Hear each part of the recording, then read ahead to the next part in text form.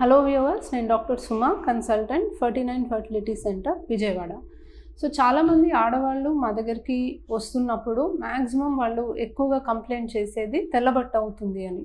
So ఒక gynaecological ఓపీడీలో గమనిస్తే almost ఒక 30 to 50% పేషెంట్స్ వైట్ డిశ్చార్జ్ ప్రాబ్లంతోనే మనల్ని సంప్రదిస్తూ ఉంటారు.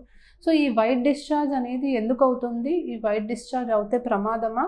వైట్ డిశ్చార్జ్ అయితే ఖచ్చితంగా చూపించుకోవాలా, ట్రీట్మెంట్ తీసుకోవాలా అనే దాని గురించి డిస్కస్ చేద్దాం. సో వైట్ డిశ్చార్జ్ అనేది ఫస్ట్ ఆఫ్ ఆల్ కొంతమందిలో అది నార్మల్ కింద కూడా మనం కన్సిడర్ చేయొచ్చు.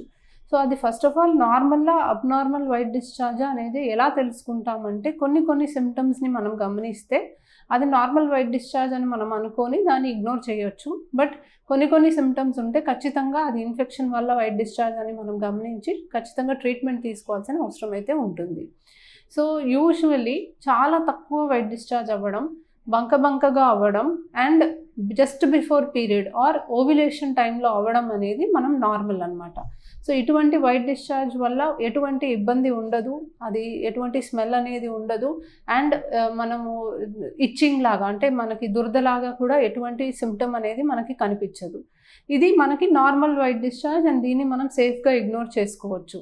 అదే గనక వైట్ డిశ్చార్జ్ కొంచెం ఎక్కువగా అవుతుంది, డిఫరెంట్ కలర్లో అవుతుంది, సో yellowish కానీ గ్రీనిష్గా కానీ లేదా కొంచెం బ్లడ్ టింజ్డ్గా అయ్యి రెడ్ కలర్ వైట్ డిశ్చార్జ్ అవుతుంది, లేదా మనకి బాగా సివియర్గా ఇచ్చింగ్ అనేది వస్తుంది, దురదగా ఎక్కువ ఉంటుంది, స్మెల్ వస్తుంది అప్పుడు మనము ఈ వైట్ డిశ్చార్జ్ అనేది అబ్నార్మల్ వైట్ డిశ్చార్జ్ అని అనుకోవాలి అండ్ ఖచ్చితంగా ఒక డాక్టర్ని సంప్రదించాలి. సో ఈ అబ్నార్మల్ వైట్ డిశ్చార్జ్కి రీజన్స్ ఏంటి? So most common reason infection.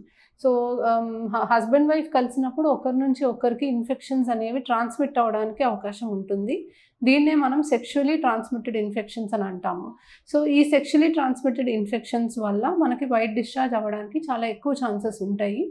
So sexually active విమెన్లో మనకి ఎస్పెషలీ హస్బెండ్ అండ్ వైఫ్ ఇద్దరిలో కూడా కొన్ని సిమ్టమ్స్ అనేవి చూస్తూ ఉంటాము. సో ఇటువంటి వైట్ డిశ్చార్జ్ అనేది కామన్గా చూస్తాం. సో దీనివల్ల మనకి గర్భసంచిలో లైనింగ్ అనేది పాడవడానికి అవకాశం ఉంది. కొన్ని సందర్భాల్లో ట్యూబ్స్ కూడా బ్లాక్ అవ్వడానికి పాసిబిలిటీ ఉంటుంది. సో దీన్ని అస్సలు ఇగ్నోర్ చేయకూడదు. వెంటనే ఒక గైనకాలజిస్ట్ని సంప్రదించాలి. ఎగ్జామిన్ చేస్తారు, ఎటువంటి ఇన్ఫెక్షన్ అనేది చూస్తారు, దాన్ని బట్టి మీకు ట్రీట్మెంట్ అనేది ఇస్తారు. సో కొన్ని సందర్భాల్లో పెరుగులాగా అవుతుంది. ఇది ఎక్కువ కామన్గా ఒక ఫంగల్ ఇన్ఫెక్షన్ అని అనుకోవచ్చు. కొంచెం గ్రీనిష్ వైట్ డిశ్చార్జ్ అయినప్పుడు మనం బ్యాక్టీరియల్ ఇన్ఫెక్షన్ అని అనుకోవచ్చు. బ్లడ్ స్టెయిన్డ్గా ఉంటే కొన్ని క్యాన్సర్స్కి కూడా మనం అలాంటి బ్లడ్ స్టెయిన్డ్ వైట్ డిశ్చార్జ్ అనేది చూస్తాము. సో ఇటువంటి వైట్ డిశ్చార్జ్ని అస్సలు ఇగ్నోర్ చేయకూడదు. సో ఒక గైనకాలజిస్ట్ని సంప్రదించినప్పుడు వాళ్ళు యూజువలీ ఎగ్జామిన్ చేస్తారు, అవసరమైతే ఒక స్వాబ్ కూడా తీసి టెస్టింగ్కి పంపిస్తారు. ప్యాప్స్మియర్ లాంటిది ఏమన్నా అవసరం అయితే అంటే క్యాన్సర్ స్క్రీనింగ్కి ప్యాప్స్మియర్ అనే సైటలాజికల్ టెస్ట్ చేస్తారు. దీన్ని బట్టి మీకు ఏ ప్రాబ్లం ఉంది అనేది నిర్ధారించి దానికి తగ్గ ట్రీట్మెంట్ అనేది ఇస్తారు. సో వైట్ డిశ్చార్జ్ ఉన్న ప్రతి ఒక్కళ్ళు కంగారు పడాల్సిన అవసరం లేదు. కొద్దిగా అవుతుంది, బంకగా ఉంటుంది, పీరియడ్కి ముందు వస్తుంది అండ్ డ్యూరింగ్ ఓవ్యులేషన్ టైంలో వస్తుంది అన్నప్పుడు దాన్ని ఇగ్నోర్ చేయొచ్చు. బట్ అదర్ సిమ్టమ్స్ ఉన్నప్పుడు మాత్రం ఖచ్చితంగా దీన్ని ఇగ్నోర్ చేయకూడదు. ఎందుకంటే ఈ వైట్ డిశ్చార్జ్ వల్ల ఫ్యూచర్లో వేరే ప్రాబ్లమ్స్ వచ్చే అవకాశం ఉంటుంది అండ్ కొన్నిసార్లు ఎర్లీ స్టేజెస్ ఆఫ్ క్యాన్సర్లో కూడా మనం ఇది గమనించుకొని మనం ట్రీట్మెంట్ కనుక తీసుకుంటే most probably it will be a curable stage of cancer. So cancer ఉంటుంది ప్రతి వైట్ డిశ్చార్జ్ ఉన్న ప్రతి ఒక్కళ్ళకి అని కాదు, చాలా రేర్గానే ఉంటుంది. బట్ ఇగ్నోర్ చేయకుండా మనం గమనించి గుర్తించి దాన్ని ట్రీట్మెంట్ తీసుకుంటే కరెక్ట్ టైంకి డెఫినెట్లీ మీకు అదెంతో మేలు చేస్తుంది. Thank you.